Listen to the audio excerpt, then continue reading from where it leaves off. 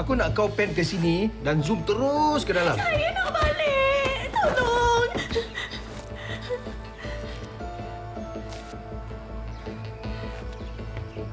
Jadi, kau nak balik?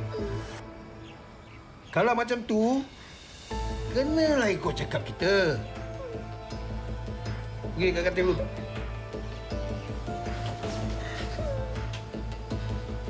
Buat betul-betul. Baru boleh balik cepat. Faham? Kamera siap? Dah? Action!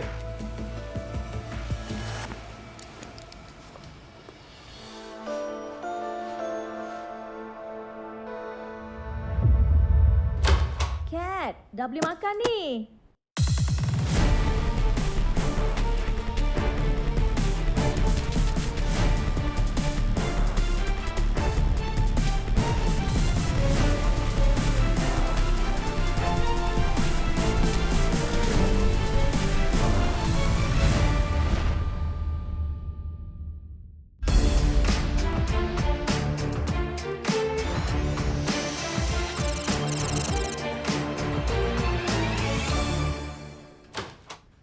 Pagi.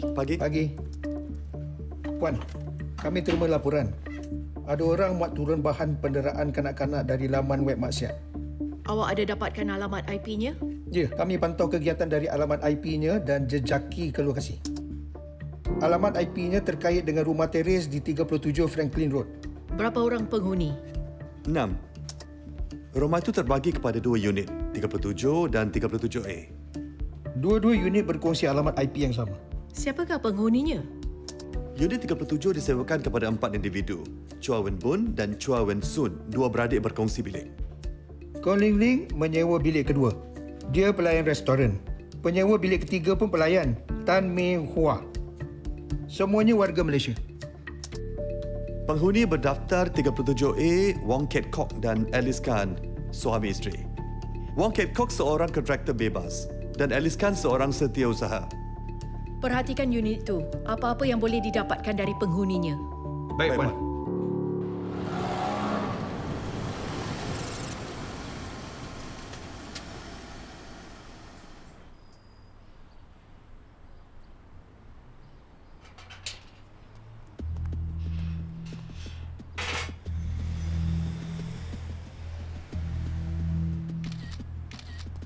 Imran, Alice Khan baru keluar rumah.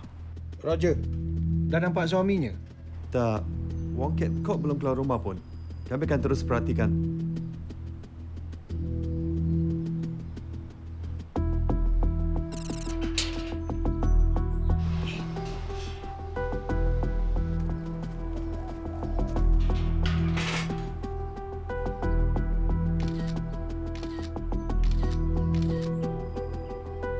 Imran, kedua beradik yang sewa unit 37 dah keluar. Chua Wen Bun dan Chua Wen Sun. Pergi kerja? Mungkin juga. Kedua-duanya pakai baju technician aircon. Okey. Terima kasih.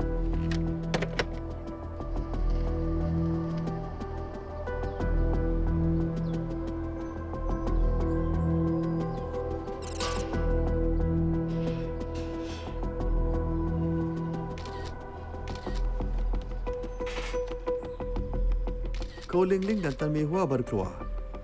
Diorang berjalan ke perhentian bas. Okey. Ada nampak Wong Ket Kok tak? Tak. Kami dah lihat semua penghuni 37 dan 37A keluar dari rumah. Tapi Wong Ket Kok tak ada. Mungkin keluar negara. Tak. Saya dah cek sistem. Dia tak keluar negara.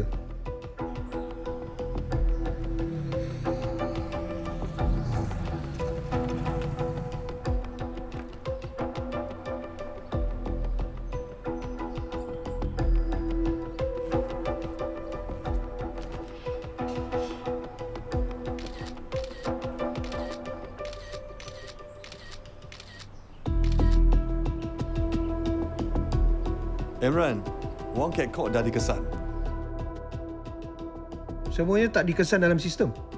Semuanya keluar pada waktu siang. Semuanya keluar rumah pada waktu pagi dan pulang malam. Melainkan Wong Ket Kok. Kami nampak dia keluar rumah cuma sekali aja untuk ambil makanan yang dihantar ke pagar rumah. Imran, Pukul berapa aktiviti dari alamat IP dikesan? Sepanjang hari, Puan. Ketika waktu petang pun? Ya, Puan.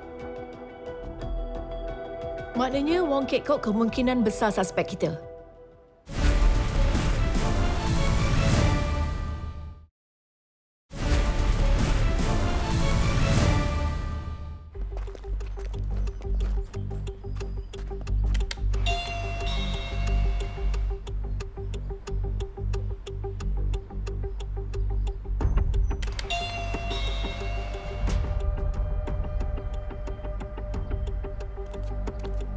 Ya? Hai, saya pegawai siasatan kanan Jane Chen dari cawangan jenayah khas. Kami mencari Wong Kit Kok. Boleh masuk? Boleh?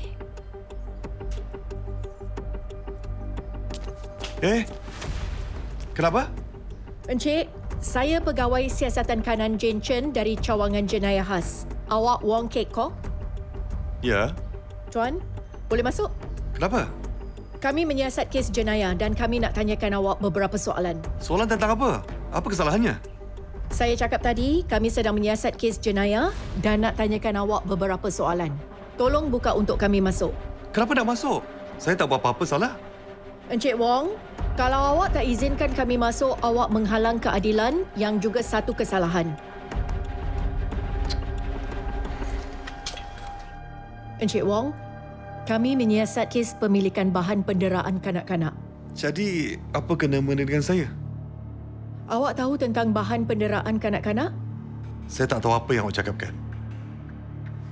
Encik Wong, awak menonton video lucah? Pasal? Awak muat turun video macam tu? Apa masalahnya? Ya. Memang salah untuk muat turun video macam tu. Saya tak tahu pun. Encik Wong, macam mana awak tonton video tu? Kat komputer saya. Tolong tunjukkan kami komputer awak. Ini laptopnya.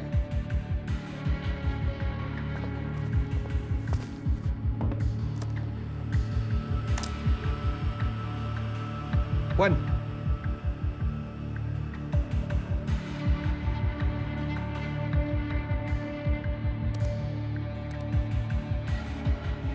Bahan penderaan kanak-kanak ada kat laptop ni. Sekarang ni pun video sedang dimuat turun. Awak ke yang muat turun bahan penderaan kanak-kanak di laptop ni? Ya.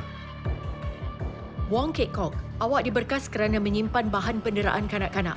Gari dia. Tangan ke belakang.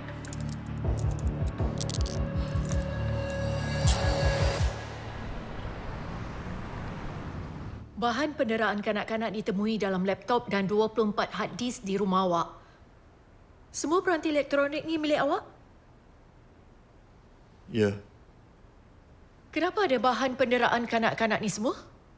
Saya suka tengok Mana awak dapatkannya? daripada internet. Saya dapat tahu video sebegini beberapa tahun lepas dan mula memuat turun. Awak ada berkongsi video tu dengan sesiapa? Tak. Tak ada orang tahu. Walaupun isteri saya. Tak salah untuk menonton aja kan? Seperti yang saya katakan, memuat turun bahan lucah satu kesalahan. Dan video lucah yang melibatkan kanak-kanak bukan cuma memuat turun saja satu jenayah. Menonton aja dah melanggar undang-undang. Saya tak tahu pun. Itu bukan alasan. Awak pernah mendera kanak-kanak secara seksual? Tak, saya tak buat macam tu. Saya cuma menonton je. Encik Wong, menonton dan memuat turun sama buruknya. Timbul permintaan dan ada orang yang mendera kanak-kanak untuk menghasilkan video sebegitu. Kanak-kanak yang tak bersalah menjadi mangsa disebabkan orang seperti awak.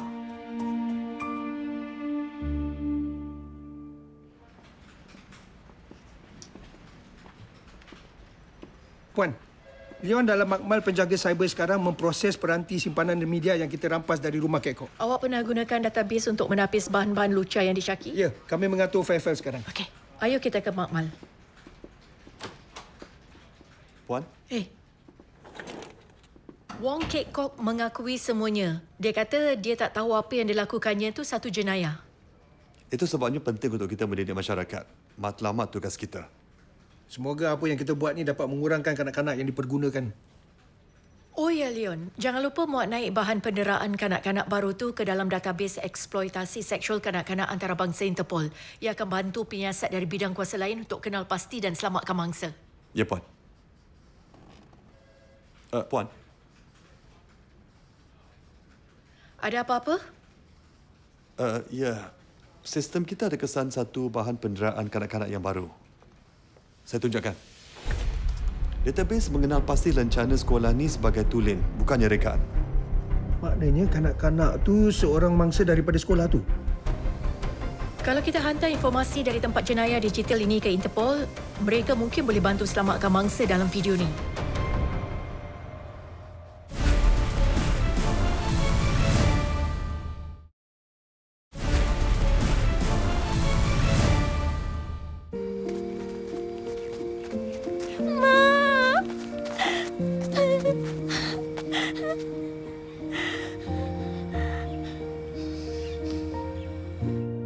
Guys, Interpol dah jawab.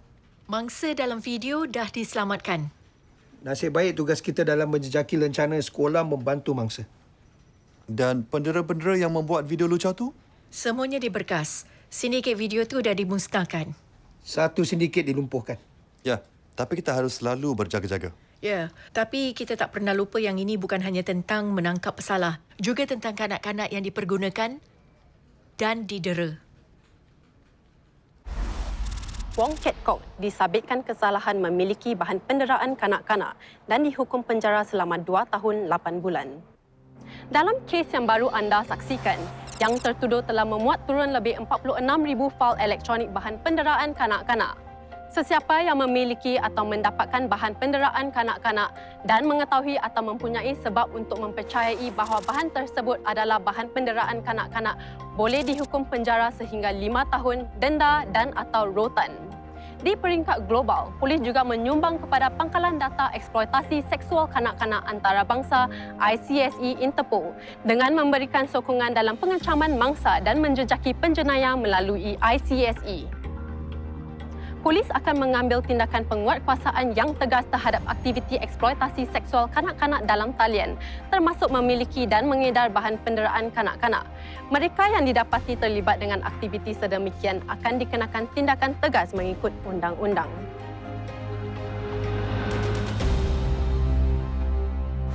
Tahukah anda pada 2023, $13.9 juta telah hilang dek penipuan e-dagang? Sebanyak 9,783 kes dilaporkan pada 2023. Ia peningkatan melebihi 5,000 kes berbanding 2022. Hari ini, saya akan bercakap dengan mangsa penipuan e-dagang untuk mengetahui pengalamannya. Apa yang awak beli dalam talian dan macam mana awak ditipu? Saya beratur dalam talian di laman web rasmi untuk beli tiket Bruno Mars. Saya terima nombor giliran tapi panjang sangat. Jadi bila saya masuk ke akaun Ticketmaster, saya dapati yang semua kategori yang saya mampu dah habis. Jadi saya pergi ke Telegram chat di mana ada yang menjual semula tiket mereka. Saya terjumpa seorang yang menjual ruang berdiri.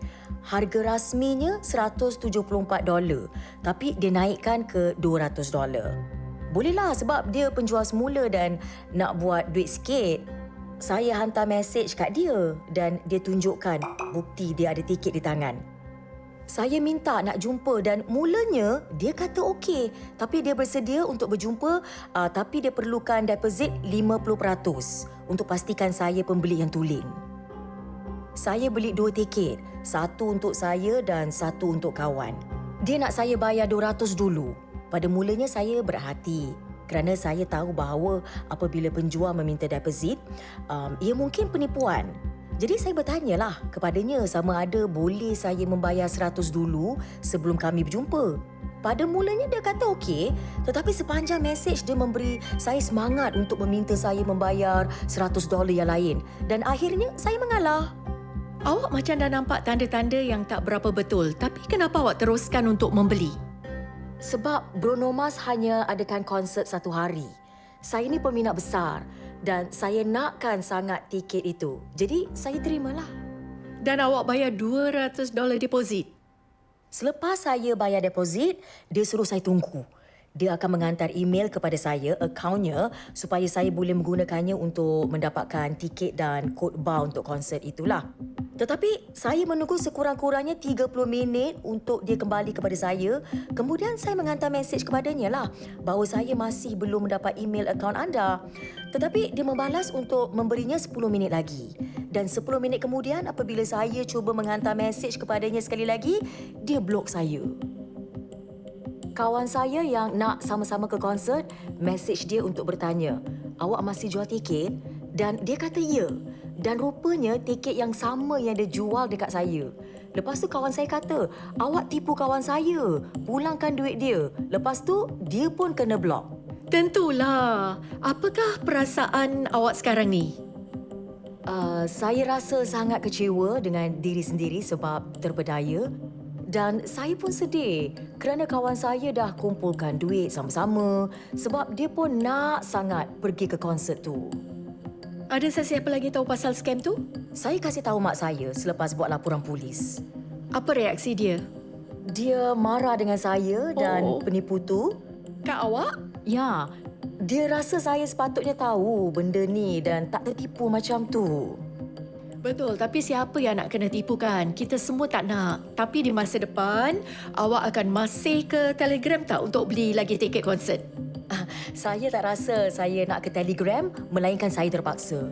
Ada tak nasihat untuk orang di luar sana seperti awak yang ingin beli tiket konsert tapi tak berjaya dapatkan melalui saluran rasmi?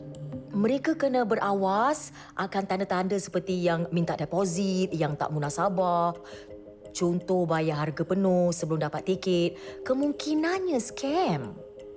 Adalah lebih baik untuk berjumpa dengan penjual dan melakukan transaksi secara bersemuka. Pastikan seseorang ada bersama anda untuk mempunyai bukti bahawa anda telah melakukan transaksi. Minta juga nombornya supaya jika dia melarikan diri, sekurang-kurangnya anda mempunyai bukti untuk melaporkannya kepada polis. Dan juga untuk pastikan bahawa pada hari konsert tu awak boleh dapatkan akses dan masuk ke konsert tu. Jadi lebih baik untuk simpan nombornya. Akhirnya awak dapat tak tiket konsert Bruno Mars awak?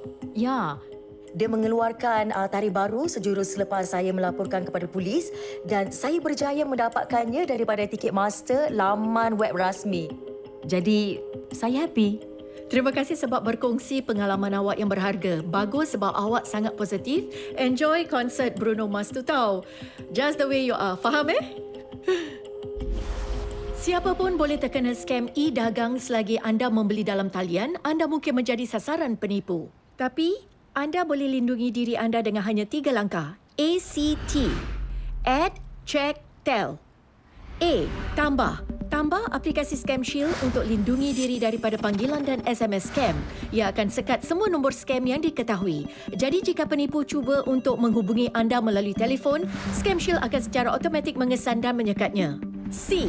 Periksa. Periksa tanda-tanda scam dan dengan sumber rasmi. Jangan beli tiket daripada penjual pihak ketiga. Beli hanya daripada penjual yang dibenarkan dan pasaran atau penjual semula tiket yang sah seperti Ticketmaster kerana laman tersebut menawarkan pengesahan tiket dan jaminan bayaran balik jika mangsa menerima tiket yang tidak sah. Jika boleh, atur pertemuan 4 mata dengan penjual dan sentiasa buat bayaran hanya selepas menerima tiket. T. Tell. Beritahu pihak berkuasa, keluarga dan rakan-rakan tentang skam. Laporkan senarai penipuan ke laman media sosial. Untuk nasihat, anda boleh hubungi talian bantuan anti penipuan Majlis Pencegahan Jenayah Kebangsaan atau ke laman webnya.